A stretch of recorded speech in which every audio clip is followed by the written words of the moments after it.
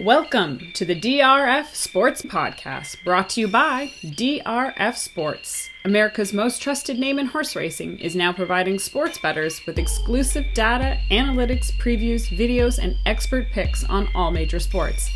Bet smarter and have more fun doing it. It's the DRF Sports Podcast, and now, your host, Sheldon Alexander. Ready, set, bet. This is the DRF Sports Podcast, episode 20. Make sure you like and follow wherever you get your podcast. I'm your host, Sheldon Alexander. We do this twice a week. On Tuesdays, it's the recap of the week that was, and on Fridays, it's the Picks Pod. We discussed how there wasn't a world in which we could lay the points with the 6.5 on the Steelers on Monday night, and we were right, as the Bears covered, but still, our Tuesday therapy session might be needed for some of you, as it was a crazy week 9 in the NFL. Underdogs covering at a clip of over 70% and actually winning outright 50% of the time. But here's the thing. Hopefully, you're still getting your betting info from us here on the podcast and from the DRF Sports Sunday Scoop e-newsletter, which had yet another winning week. Make that 9 straight in a row for our guy Scott Grambling and a 20-7 record against the spread. So if you haven't done so already, make sure you sign up for free at drf.com/sports to receive 2 free weekly newsletters delivered to your email inbox every Friday and Sunday. Both are packed with powerful betting angles you don't want to miss. Again, drf.com/sports for all of the insight and analysis you need each and every day. Plus, of course, we go in depth on this podcast. And we've been going in on Tuesdays with my NBA picks, as I've been giving out 3 each and every Tuesday on this pod.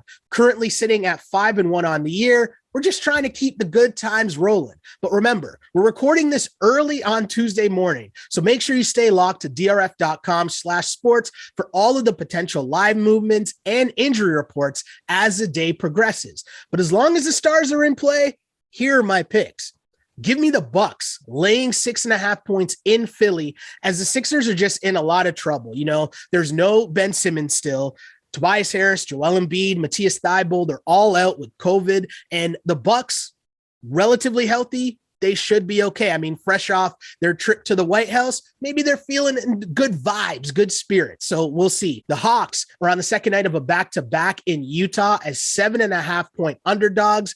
But give me Trae Young and company trying to bounce back, because I just think that's too many points for Utah. And give me Portland +3 in LA versus the Clippers, as the Blazers have been struggling, but they're starting to look a little bit better.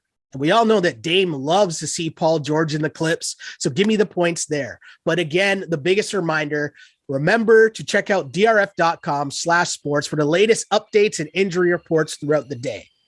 And as mentioned, it's the Tuesday pod. So we'll recap the NFL and NCAA weekend. We'll give you some picks for both leagues in the midweek action. Plus, we'll talk a little college basketball as that tips off on Tuesday night as well. So much to cover. And of course, the one man that could help us out with that, Mr. Matt Russell, joins us right about now.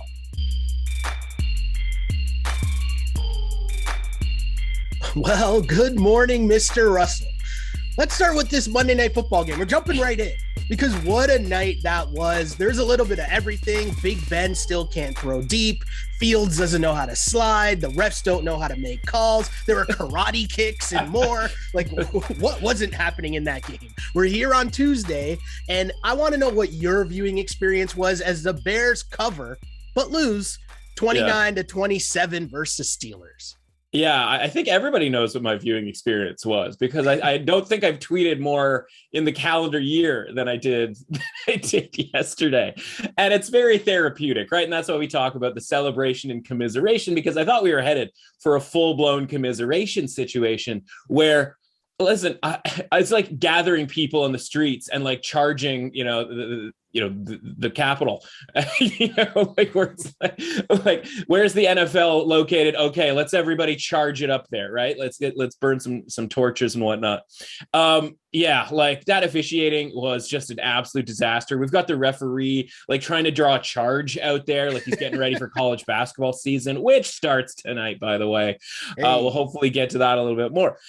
Yeah, and that's the thing, right? Like it's really hard to win bets in this league, and the last thing you need is just absolute nefarious nonsense happening when it comes to the officials. And it's funny, right? Like you get like incrementally more frustrated and at the start of the game because you're not expecting this game to be absolutely like the shadiest thing ever, but like a first play happens, the first bad call happens, you go, oh, that's too bad, but like it's the NFL, like it's gonna happen. Then a second one comes along and then a third one, and then you just start, it's like the second quarter, you're like looking around, you're like, is it just me or are the Bears getting absolutely nothing out of the officiating today? And then a couple more happen. And then it's like, oh, how about we just take a touchdown off the board? And, and then we get into, the ESPN crew and they're going to their official and like, he's like making excuses for why the officials like might've made this call. And then there are certain points where he's just like, nope, terrible call. Can't even understand why they would make that call. And it's like the guy who like always stumps for the officials is like running out of reasons why he can sort of give this up.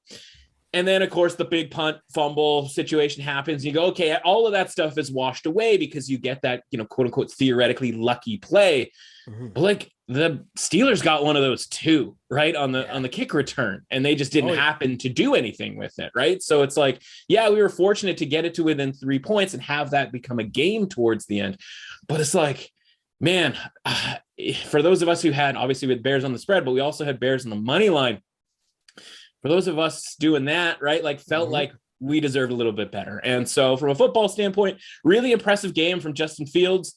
A lot of the usual stuff from the Steelers, right? Like that's just the Steelers going to steal. And that's how we frame that team, right? With a really tight range right around mediocre, because for the first quarter, it's like, look at this guy. These guys are ready to go. Like the defense is popping, all of that stuff's going off.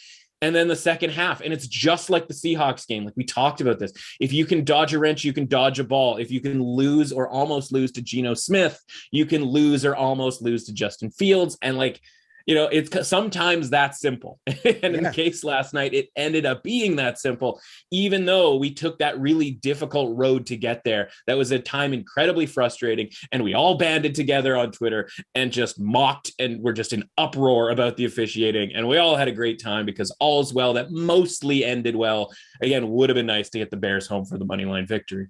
Yeah, very close there on the money line victory, but the theme still remains of the weekend as underdogs covered over 70% of the games on Sunday, and winners outright were the underdogs 50% of the games last week. So just complete insanity going on in the NFL. But you also had a pretty interesting weekend yourself, just in terms of the NFL picks, as it was very successful. There are also some games that were kind of like, wait, what just happened here? Yeah, right. Like if you told me, we were going to have that level of underdogs covering and money line outright, I'd be like, man, I got to be swimming in cash this weekend. And listen, we come on here and like, it's been a really successful season, right? Like we have hit a bunch of different stuff here, and we did this weekend, right? We got the Falcons money line. We got the Browns. We don't need to talk about that if you don't want to. Might be a soft spot. I'm okay. But just one game.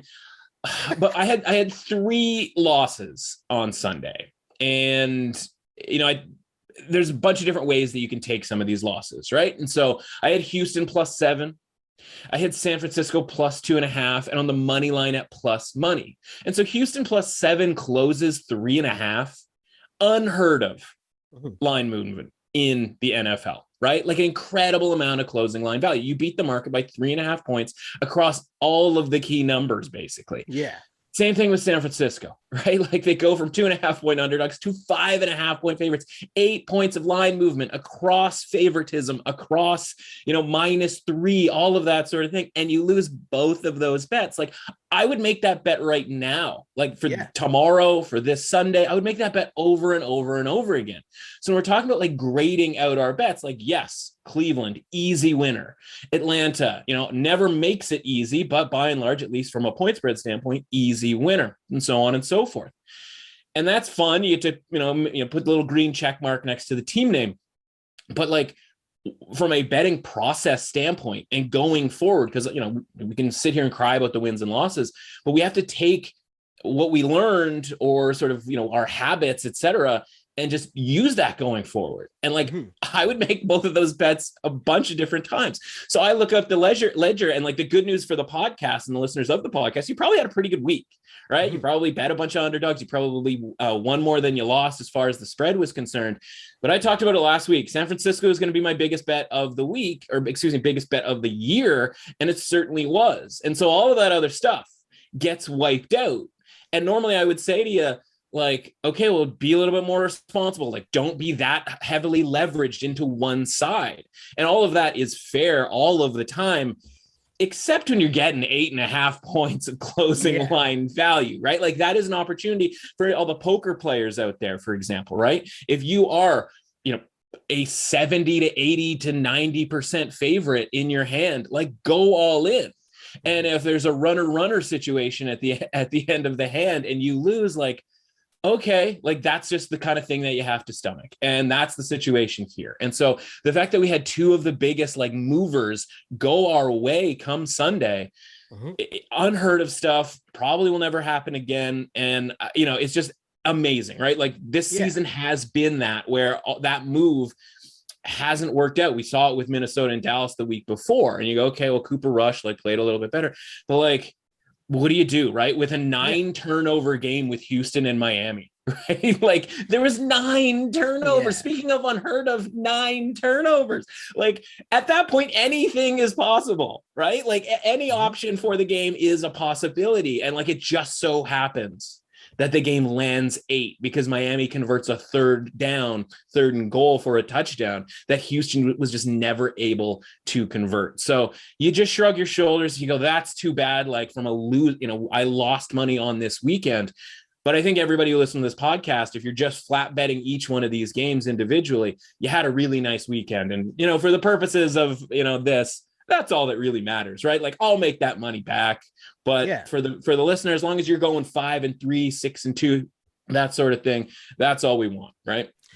End up on the plus side, win more than you lose. That's all the goal is, at least from my standpoint anyways. And I understand exactly what you're saying because it's more about the process, and it's when you get into the next level of doing this regularly and especially when you break it out over a full season, right? There's going to be losses where it's like, that was just a terrible pick. There's going to be losses where it's like, no, I'd make that again. So I had a terrible pick. I mentioned that I lost 3 games, right? And I mentioned that the two of them that I lost, I would make a billion times over and over and over again. Yeah. I lost on the Rams on Sunday night. And honestly, it wasn't for as much as Houston. It wasn't for nearly as much as San Francisco. But it's the pick I'd like to have back because I wouldn't make that pick the very next day. Because we talk about it over and over again, like these teams losing key players, the line adjusting, in this case, over 7 points to 7.5 points.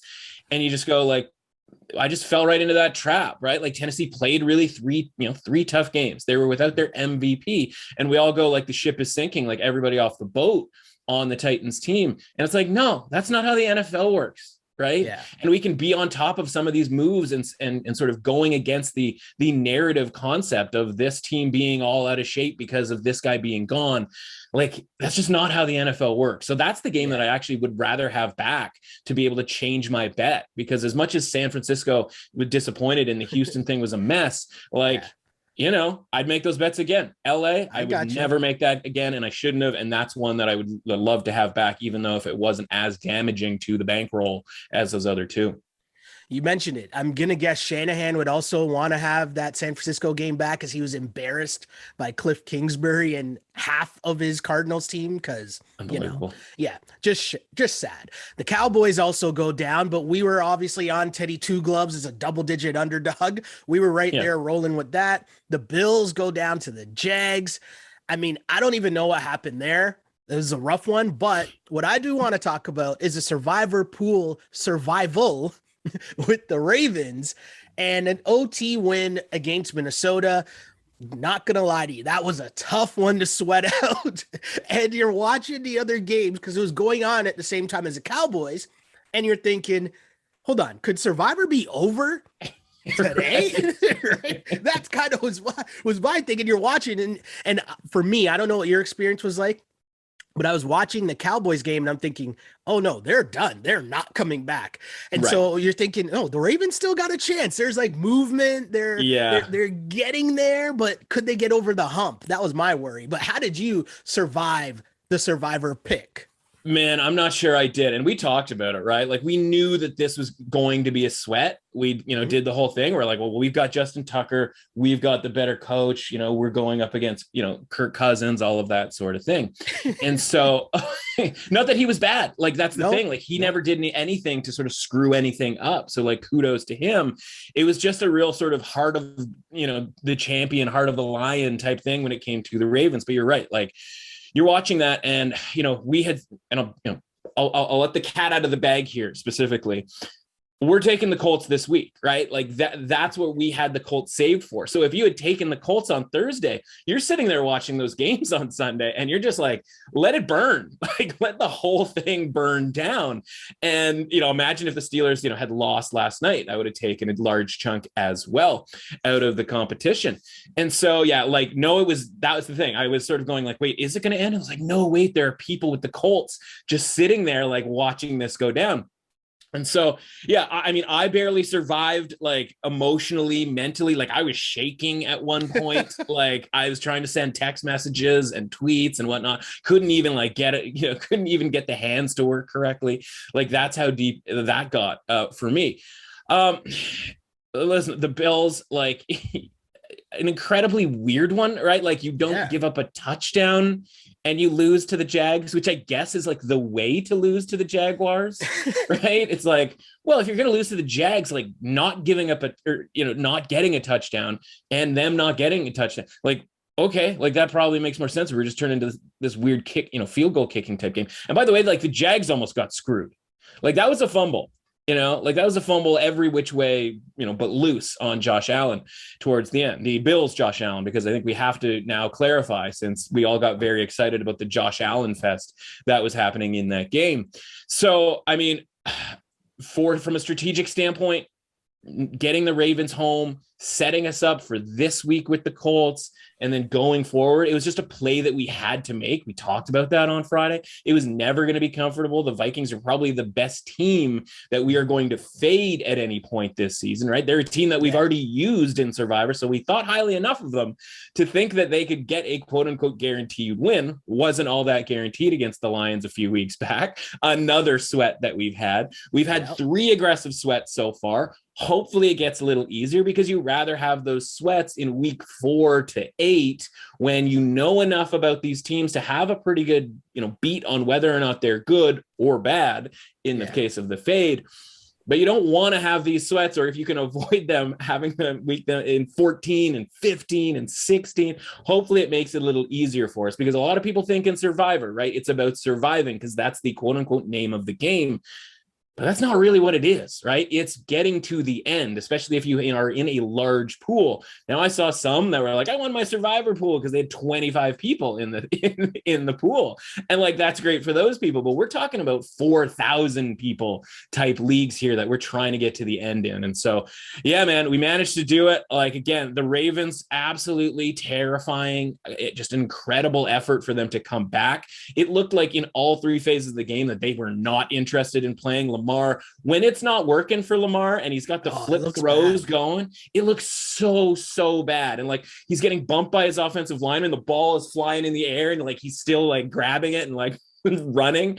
But then when it comes down to it, right, like they just run, you know, the way they play offense, they're just running over teams, and they could just hand the ball off every single time. They almost blew it with an interception there at the end. And it's like, why are you ever throwing the football? Because whether it's Lamar, which anytime they would go empty, it was just like, well, Lamar's going to run the football here. Like they're going 5 wide, but like, it's not because Lamar's going to throw it here, because you're just running it over and over and over again. They got a little bit greedy, which was weird, because how are you getting greedy throwing to the fullback at one point? They're taking penalties to move out of field goal range late in the game. And of course, if it's a tie, you lose in Survivor. So you're sweating that out too.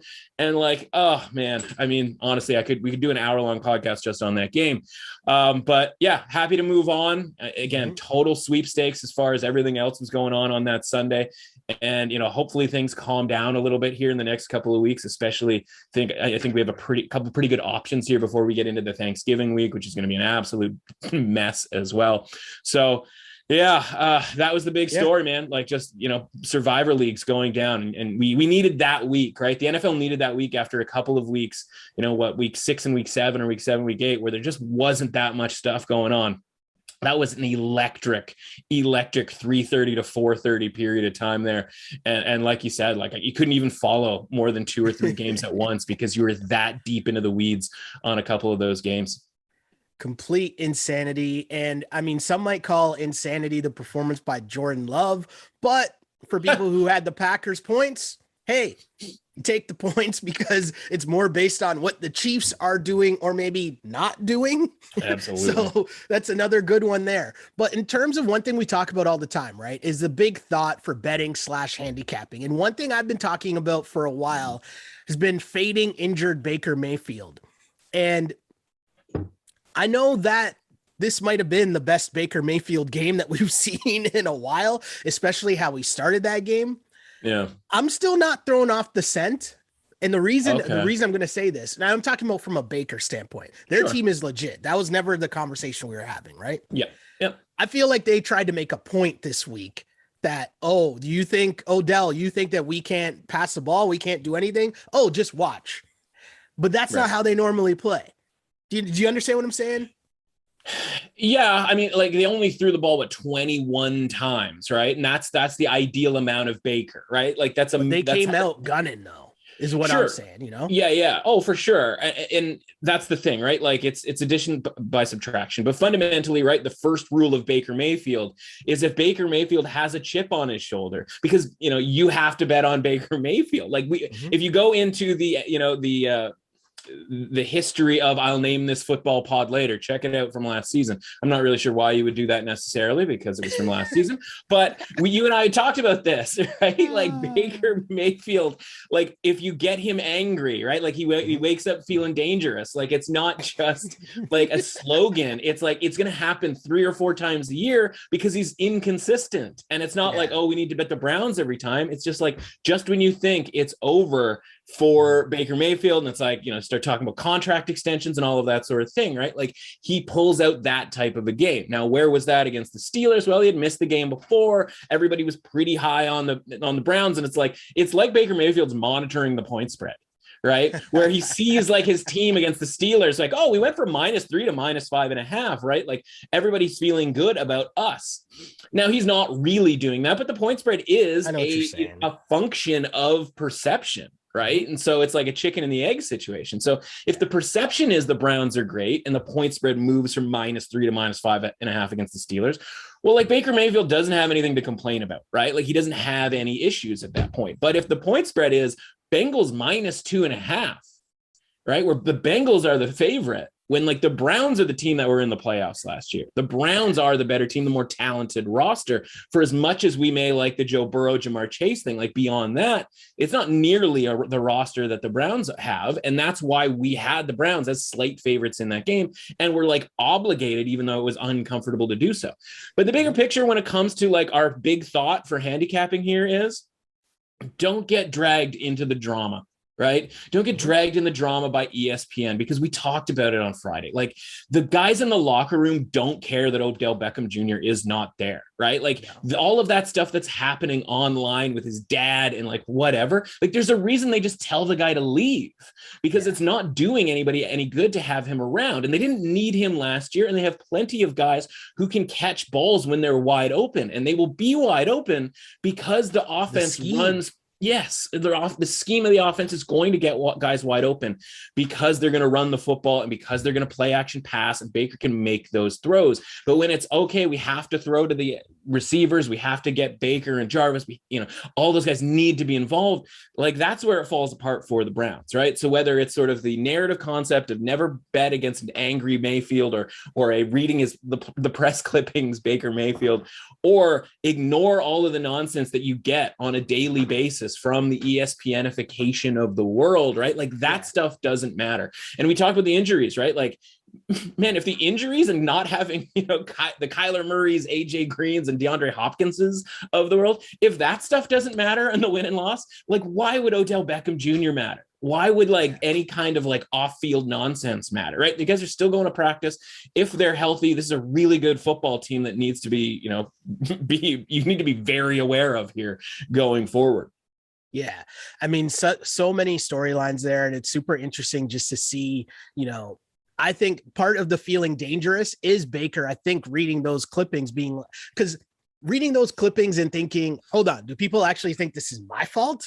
Do you know what I mean? Right. But also on top of that, and I'm forgetting, was it Bomani Jones that put this out? But essentially it was just the thought process of something else had to go on.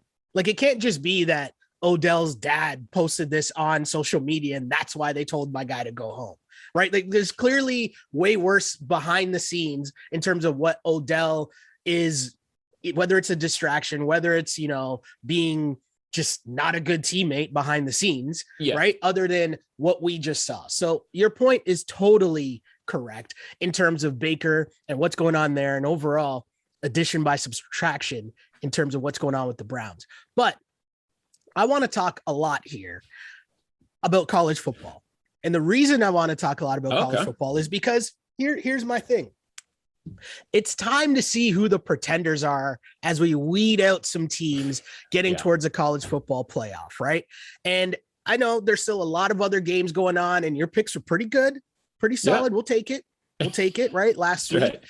Yeah. But I want to know what's your biggest storyline as we look towards the college football playoffs and just what went on this past week.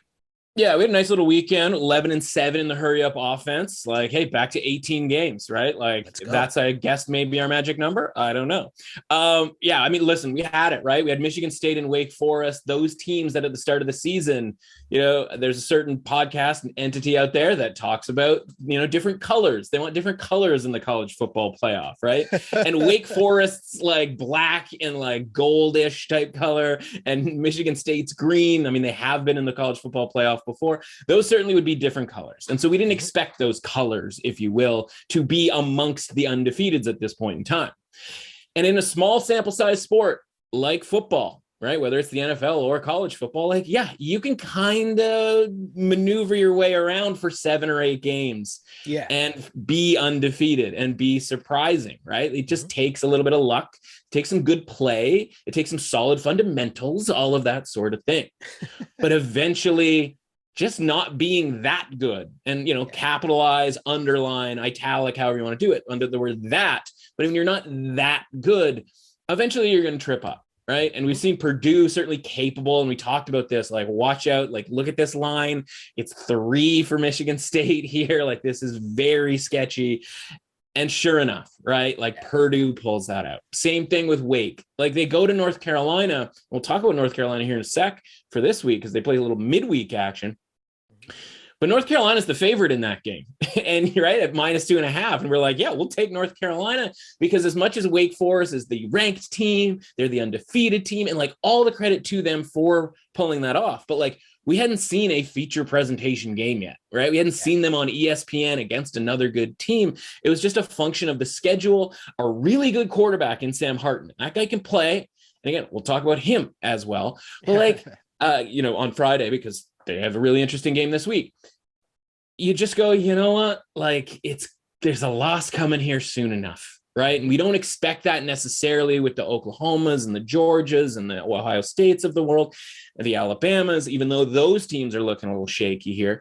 But you knew it was coming, right? And so you can go down the list and be like, okay, you know, which one of these teams does not belong? And it's like Michigan State, Wake Forest. And it's like, give them credit for the great seasons that they've had. But like, this is why we didn't have any dark horse college football playoff, you know, championship team from a futures standpoint at the start of the year. Because we're like, there's going to be a team, and maybe one of these teams sneaks in, right? Maybe in an alternative universe, Michigan State actually goes undefeated and Wake Forest goes undefeated. And then they end up 18, 20 point underdogs to the Alabamas and the Georgias of the world. And you're just sitting there with a futures ticket going like, well, this is still not going anywhere, right? Right? Like, it doesn't make any sense to bet this anyway. And that's just the nature of college football, which is a bummer for those of us who like trying to find an underdog with a chance, because just none of them do. And it isn't their own fault, but it's just a matter of time before it catches up to the teams like Michigan State, like Wake Forest. And unfortunately, that might be the case for Cincinnati too, because this is a team that's absolutely struggling. Like Ohio State, we're still waiting on Ohio State to put out a really good performance against a really good team. And that might not even be on the horizon. Depends, I guess, what you think of Michigan State and what you think of Michigan. Mm-hmm. But Cincinnati here, like this is the time of the year where we decided that this was blowout season, right? Like this was rack up some stats, beat the brakes off of a bunch of teams. But you'll notice, speaking of the hurry up offense or the big games of the day that we talk about on Friday, we have never once bet on Cincinnati to cover a large number, right? And we were high on Cincinnati coming into the season. Our prediction was that they would go undefeated, but that they wouldn't get into the college football playoff, or maybe they did, but that Desmond Ridder would get credit for a lot of this and he would get invited to New York. Now, that's none of that stuff I don't think is going to happen. I don't think, even if they go undefeated, I don't think they're making the college football playoff at this point, because it, you know, unless something drastic happens as far as they just start pounding teams by 40, which has not been the case against the really, really soft part of their schedule. And Desmond Ridder hasn't been putting up the stats that are even going to get him on an undefeated team as the quarterback in a year where like no other quarterbacks on the good teams are really showing out. Like this was his chance. And they're kind of blowing it, right? And like, yes, Cincinnati's still in there, and like maybe they find their way in because they turn things around. But this is a team that right now, if we're talking about which one of these things does not belong, they're looking a lot more like Wake Forest and Michigan State than they are Ohio State and, you know, Alabama, for example. Yeah, and Alabama, almost speaking of, actually, they almost went down to LSU, which, you know, brings up this point. Can Alabama, because the whole process was they probably will have to beat Georgia, we would assume, in the SEC championship to get to the college football playoff. But with all these other losses piling up, kind of does make things interesting into thinking, could they still lose to Georgia twice and make the college football playoff? Like, I don't know. But it's super strange, right? Like all these things are super wide open, and not just that, but also our Heisman watch continues to be pretty wide open as well. What was the update following this week? Yeah, right. So the whole Bama thing, it's the combo platter, because they had the week off last week and you had a bad game from Matt Corral and he's like slowly getting out of there. And, you know, I'd like to think that we called that. Now, again, maybe things turn around for him, but we had sort of pegged him as a guy like, why are we all enthralled with him? Like, what has he done in the month of October? And so Bryce Young has the week off, and then they play LSU, and they're 28.5-point favorites. We talked about this on the show on Friday. Like I get it. Like LSU is just dismantled at this point, but like there is enough there that they can keep it inside of 4 touchdowns against Alabama. And sure enough, they did. And part of that is because, frankly, Alabama right now, and this is all relative, right? And the whole thing is relative, like you mentioned, because it's easy to say like, oh yeah, 2-loss Alabama has to be out. And it's like, in favor of who though, right? Because if Cincinnati trips up or if Ohio State trips up again, it's like, we're kind of running out of teams, man. Like we're kind of running out of teams that make Alabama as a 2-loss Alabama like that, you know, not so desirable, right? Like they become a lot more desirable if they lose to Georgia, and there's kind of nothing else out there. So that'll be really interesting. Fundamentally though, Bryce Young still the favorite here. I guess, right? Like every week it's like, okay, like he got loose there and he ran for 20 yards and like we're trying so hard to make it work, right? Like Kirk Herbstreit's making like all kinds of crazy comments about like what Bryce Young is.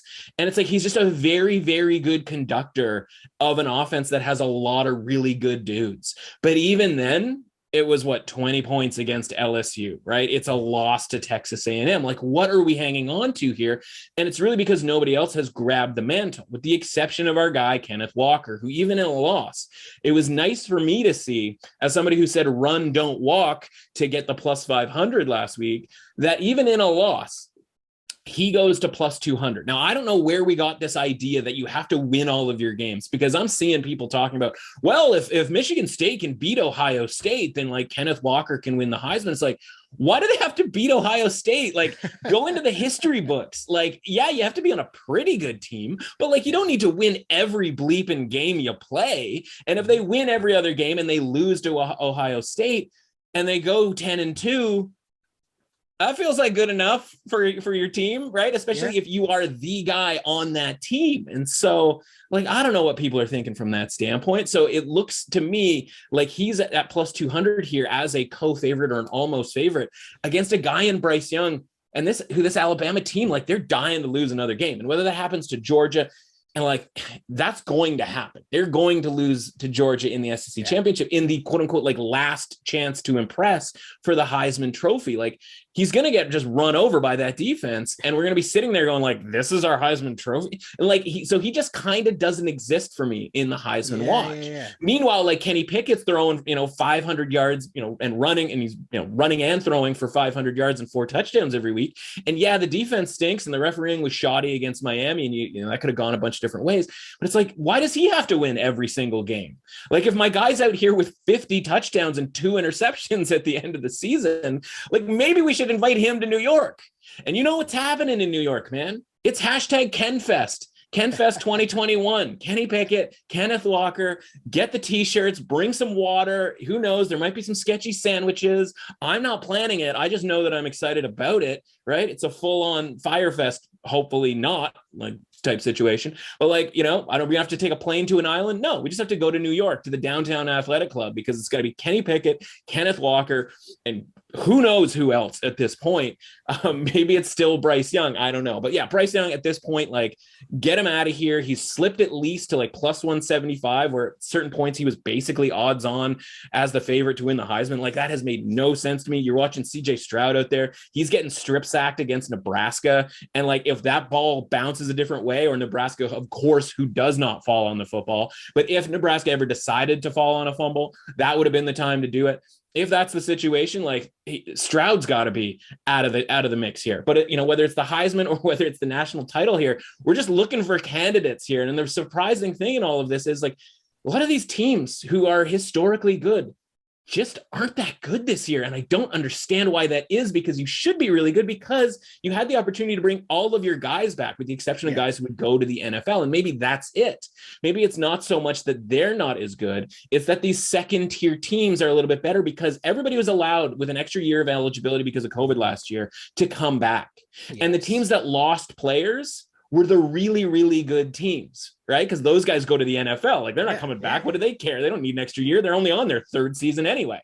They were never going to even make it to their 4th season, let alone a 5th or a 6th. But you have all these other teams with the less talented players who are playing an extra year, and that's sort of shrinking everything. So while it looks like maybe Alabama doesn't have their best team, it's just because everybody else is like 5 to 10% better. A little bit better, yeah. Yeah. So maybe that's why this whole thing has just been completely out of control, as far as like, the best team in the country has a guy who like nobody believes is like a particularly good quarterback. And like, I can't imagine Georgia losing.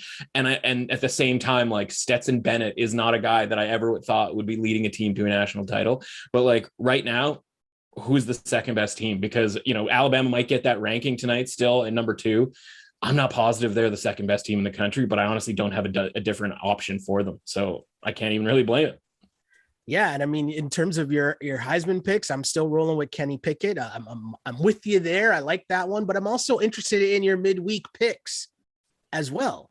And we can start with some Maction, because I know you like your Maction 2-0 last week. I'm going to let you kind of speed through these games here, because there's a lot of midweek games going on in college football, which, just makes things a little more exciting for guys like us that like to sprinkle a little action every day of the week. Yeah, absolutely. And I don't have a ton necessarily. I mean, last week we had 6 games and we only played 2 of them. This week it's the same, and it starts in just the absolute worst way you could possibly start. That's with the Akron Zips, right? Okay. They go to Western Michigan, and they covered last week, and maybe that's sort of clouding our judgment here. But I make this game 21 at Western Michigan. It's 26. So okay, lose by 3 touchdowns. Happy to have you. So that's our only play on Tuesday. I missed the boat on Miami of Ohio at -7. That would have been a play for me. This thing's up to 7.5, 8 right now at home to Buffalo. So that's going to be a pass for me, because that's almost definitely going to land on 7 if I bet it. Ohio came through for us last week with the outright victory as 7.5-point home underdogs. That was a crazy line.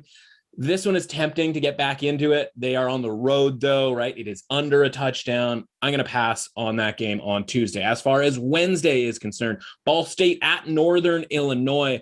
Ball State's a 2.5-point road favorite. I make Northern Illinois the favorite in this game. Small, obviously. These are 2 pretty evenly matched teams. We faded Northern Illinois last week, but it wasn't without a little bit of a sweat there, because that team can move the football, especially on the ground. So I'm going to take Northern Illinois as a small home dog. Never a bad idea in Maction or literally ever in the world to take the small home dog, but certainly not on Wednesday. Northern Illinois plus 2.5.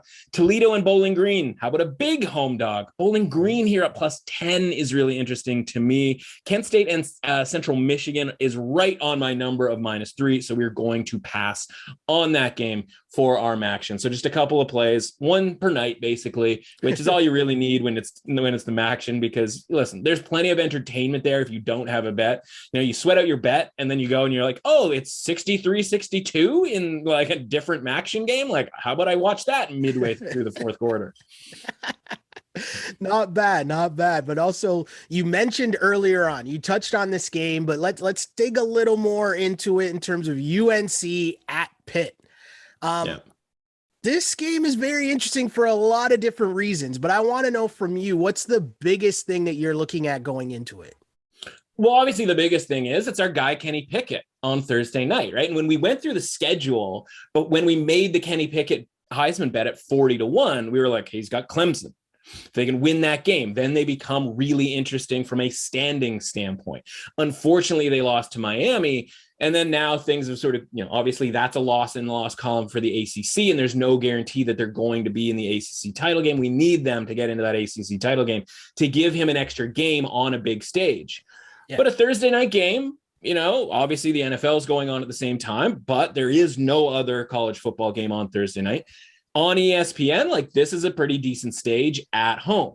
Here's the problem. As much as I love Kenny Pickett, and I think he literally throws for 500 yards, I think he throws for 5 touchdowns. I think this game is completely off the rails, because that's what North Carolina does too, right? This is the preseason Heisman contender in Sam Howell, who had to make a bunch of adjustments, because the NFL right now is littered with North Carolina offensive skilled players from last season. We talked about teams losing guys to the NFL and nothing else. That happened, right? You got Michael Carter with the Jets. You've got Javonte Williams with the Broncos, right? There's some receivers out there as well.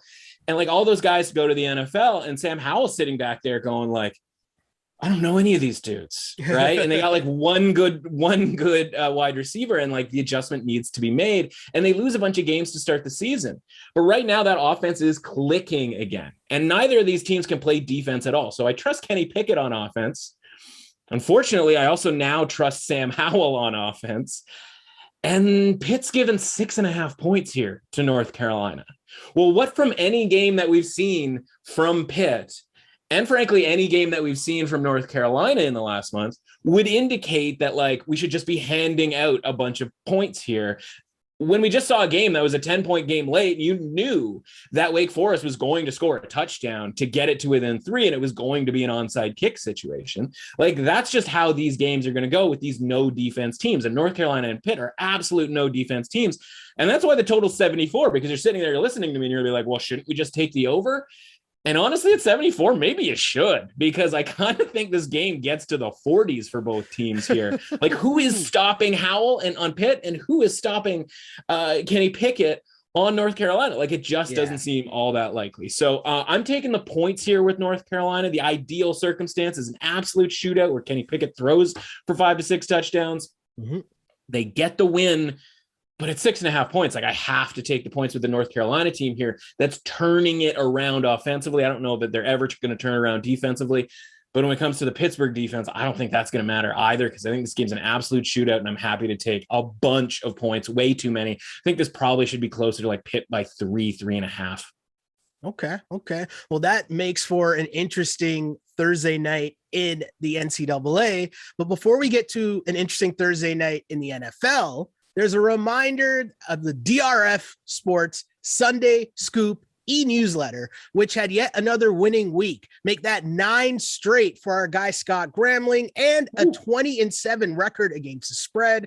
So if you haven't done so already, make sure you sign up for free at drf.com/sports to receive 2 free weekly newsletters delivered to your email inbox every Friday and Sunday. Both are packed with powerful betting angles you don't want to miss. So make sure you sign up for the Sunday Scoop e-newsletter and check out Scott's weekly 6-pack, plus the in-depth game previews at drf.com/sports. Bottom line, we got you covered however you need your football betting information.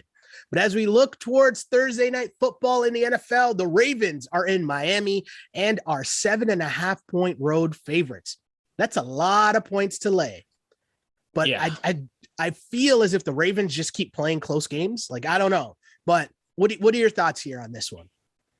Yeah, I mean, they're playing close games, so they're playing close games against pretty good teams, right? Yes. Like, as much as like we have a lot to say about the Vikings on a week-to-week basis. Mm-hmm. We have a lot to say about Carson Wentz, for example, on a week-to-week basis. And we have a lot to say about the Kansas City Chiefs on a week-to-week basis. We have a lot to say about basically everybody. All those teams are pretty good teams. Like, yeah, the records in some cases might not be great, or the covering, percentages might not be all that great. Then you got the Miami Dolphins. The Miami Dolphins are not that, right? True. And, like, they're up to 2 wins now. And we were doing the thing where it's like, they got 1 win and it's because of a Damian Harris fumble.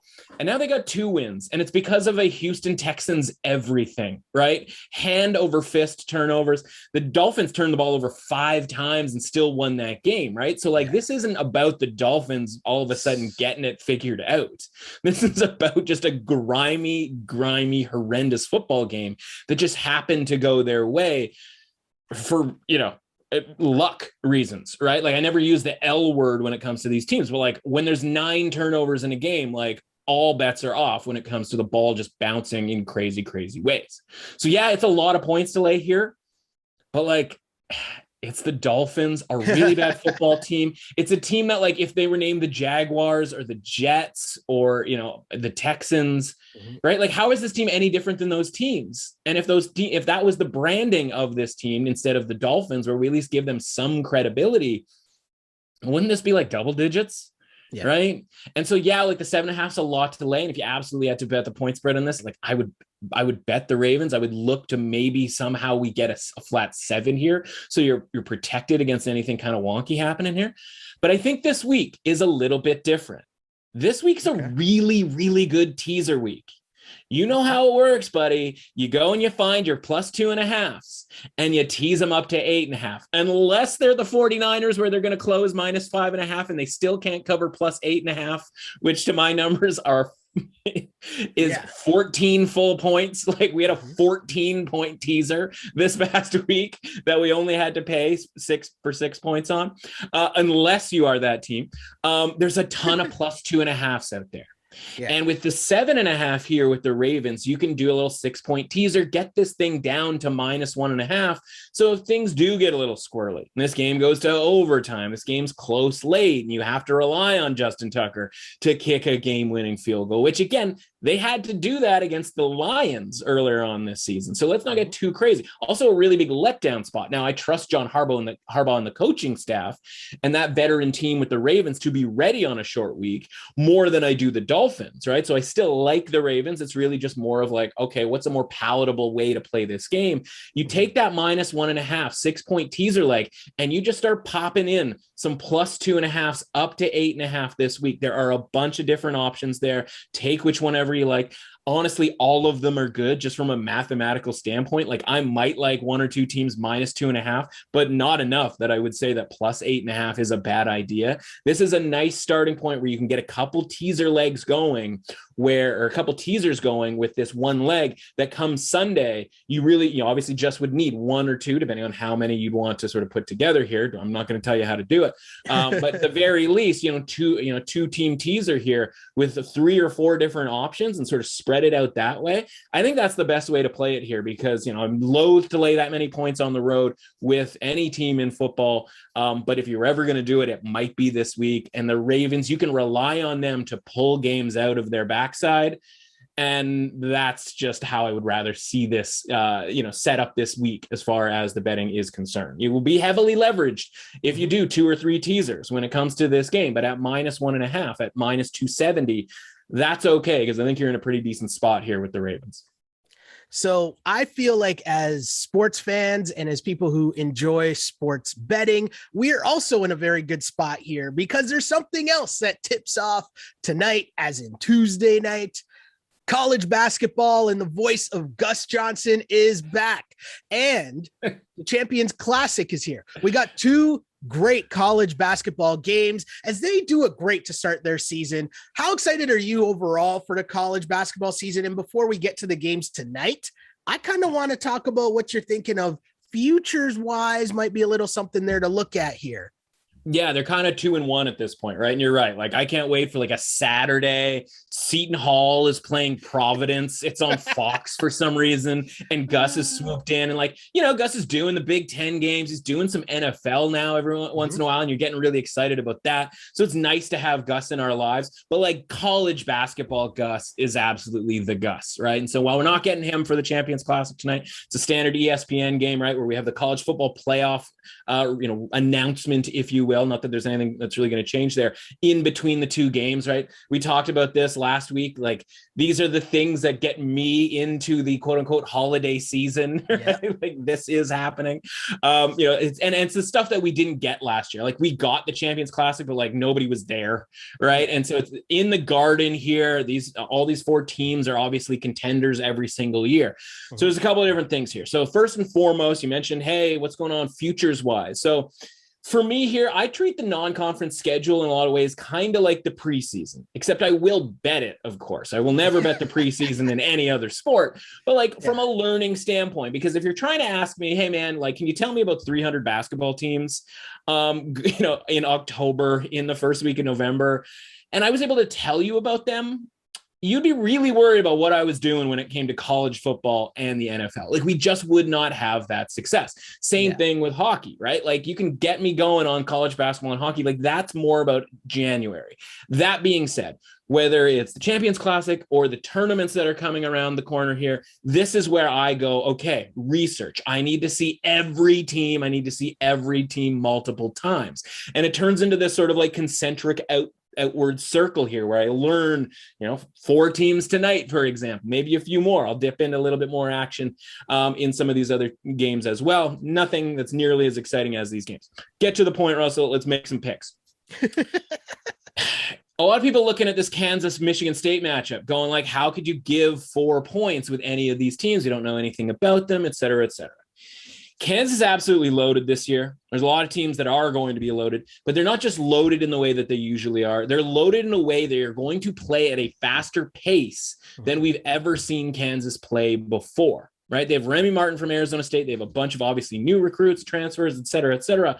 Bill Self's team is loaded here. And maybe he's trying to get one more title here before the feds catch up to him. Or maybe the feds have gone home because now in name, image, and likeness, we can just do whatever we want now, right? Maybe all's well that ends well here for Bill Self. But against a Michigan State team that, like, yes, from a branding standpoint, you go, oh, Tom Izzo as an underdog. Like, I want all of that. Mm-hmm. The Michigan State program's dipping here, man. And like, yeah, last year they almost beat UCLA. They probably should have beat UCLA in the play-in, first 4 round of the NCAA tournament there. And the big picture thing there is they were in the play-in round, first 4. Yeah. And that's where this team is, where it's a bubble type team. That's why there isn't a number next to their name from a ranking standpoint. And you and I, we go over this when it comes to college football. Like, we don't care about the rankings, literally never look at the rankings, could care less if there's a number next to the team. But you don't think that the AP and the coaches and all of these people would put Michigan State in the top 25 sort of sight unseen if they thought this team had it? Of course they would, right? Like, you put a number 9 next to the name, if for no other reason, but it juices up the Champions Classic where you go, oh, look at 4 top teams in the top 10. Oh, like, how exciting is it? And Michigan State's just sitting there without a number next to their name. Yeah, maybe they win this game because things haven't congealed for Kansas. But like, we're only laying 4 points in a game where there should be a lot more possessions than maybe a lot of people think here, and a Kansas team that's going to run and gun here a little bit. I'll take the favorite here in Kansas minus the 4 points. I think they win pretty handily against Michigan State. And as such, if we think that they're maybe a little underrated for a big picture season type thing, there are some 20-1s right now on Kansas out there. And I don't know if after we watch them beat up on Michigan State tonight, that number is going to be around literally tomorrow, because every other team this year, and I know there wasn't a bunch of, circumstances where last year we had great numbers on Illinois. We had great numbers on Alabama that we got back in August. I don't have any of that this year. Because, whether it's those programs specifically or other programs, it's been caught up on, right? Like, you're not just handing out 100-1s anymore on teams that actually have talent in the transfer portal, the transportation era. Everybody's just driving around in vans. In this era, like, you're just not just handing out those 150-1s that have a legitimate shot of winning the title. So you have to get your 20-1s, your 40-1s while you can. Now, there's a bunch of different teams that are capable in that 40-1 range, but they're also not going to move, right? They're not going to jump up into that 20-1. Kansas, being Kansas with a big win tonight, could move from 20-1 to 10-1 tomorrow, right? They could be in that conversation with the Gonzagas, the Michigans, the UCLAs, right? All of these teams that had really good runs last year who bring a bunch of guys back. Again, another year of eligibility type situation. So on Kansas tonight, want to grab their future right now at 20-1, because I don't think that number gets any better because it's Kansas. Then there's the big one, right? This is a pick'em type game, Kentucky and Duke, right? And it's often, Kentucky, they just have a bunch of new guys. And like, is that going to congeal? And the start of the season's always a little bit dicey. And like, last year was obviously a rough year for Cal. I think that guy's coming back here with a bunch of dudes and he's looking to make a statement. And I think you're getting Duke here -1 because like Coach K's farewell season, and that's going to be insufferable. And everybody knows that. But it also is like, oh, they're going to want to win this one for Coach K. Well, you know what? Coach K's got a bunch of random guys thrown together too. So there's no difference as far as that's concerned. Mm-hmm. I like Kentucky here a lot. +1. You can even do a little money line here, even money if you get that. But grab the +1. This isn't like we have to turn our minds from football to basketball where like a 1 point win does matter because you can play the foul game late, like all of that sort of stuff. That matters. Whereas, in college football, it's like, it's probably going to be by 3s, 6s, or 7s. So I'm on Kentucky here against Duke. I'm really looking forward to that game. And again, Kansas -4 plus a little futures action here because I think they show out big time in Madison Square Garden against a Michigan State team that just doesn't quite have the horses to run with Kansas. Are you not entertained? We got college basketball, college football. We've given you some midweek picks in the NFL and NCAA, and I hit you with some NBA picks earlier on. Plus, college basketball is back. What more do you want? Are you not entertained, people? So much going on, and if you love sports, what a time of year. But if I want more information, and I do, and definitely the people do as well, where can they find you online, my dude? Yeah, at @MRussAuthentic. And that's where we go for the celebrating and the commiserating. And last night it was absolutely on fire. People throwing replies back, doing a great job, like pointing out stuff. Like just everybody going like, how are we going to lose this bet? We didn't end up losing the bet. Everybody rejoices. Would have been even just a full-on, Twitter parade if we had gotten the money line out there. All of that's happening. The DMs are open. Shoot me with, questions if you have any. Shoot me with questions for this podcast, right? Like I can come in and be like, hey, Shell, like we got some really big time questions from some listeners, right? And so that's all happening at @MRussAuthentic. I tweet everything that I write over at The Score through that account, so you won't miss anything when it comes to the moneyline parlays and the teasers and the college football plays and all of that sort of stuff. It's all happening at @MRussAuthentic over on Twitter, so check that out. Love it, my dude. Appreciate you, and we'll talk to you soon. You got it, man. Thanks for having me.